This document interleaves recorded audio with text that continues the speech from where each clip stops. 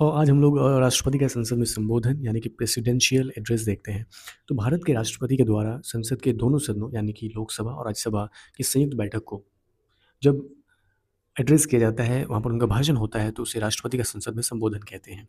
यह आर्टिकल 86, 87 के अंतर्गत आता है। कब होता है? तो पहले तो ये है कि आम चुनाव के बाद, जब भी 5 वर्ष के बाद लोकसभा का इलेक्शन होता है और फिर जब संसद का पहला सत्र होता है, तो उस समय इनका भाषण होता है। और दूसरा, हर वर्ष में संसद के पहले सत्र में, जैसे कि अभी 2026 का जो बजट सत्र हुआ, यानी कि जो संसद का पहला सत्र भी हाल में हुआ, तो राष्ट्रपति का भी संबोधन हुआ था। यानी कि आम चुनाव के बाद संसद के पहले सत्र में और हर वर्ष संसद के पहले सत्र में यह संबोधन संवैधानिक रूप से अनिवार्य होता है। इसका उद्देश्य क्या होता है? तो सरकार की नीतियों और प्राथमिकताओं को बताना कि आने वाले वर्ष का गवर्नमेंट रोड मैप कैसे होगा, सरकार जो है कैसे-कैसे किस क्षेत्र में ध्यान देने जा रही है, शिक्षा में क्या उसका पर्पस रहेगा, स्वास्थ्य में किस तरह से बजट देना है, इन बातों में चर्चा होगी।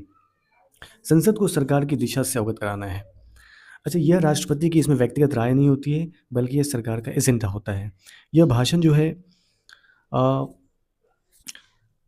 मंत्रिपरिषद यानी काउंसिल ऑफ मिनिस्टर्स द्वारा तैयार किया जाता है और कैबिनेट की मंजूरी के बाद राष्ट्रपति इसे पढ़ते हैं। राष्ट्रपति स्वयं ये भाषण नहीं लिखते हैं, बल्कि काउंसिल ऑफ मिनिस्टर्स के द्वारा यह तैयार किया जाता है। और यह इस भाषण की जिम्मेदारी जो है मंत्रिपरिषद की होती है।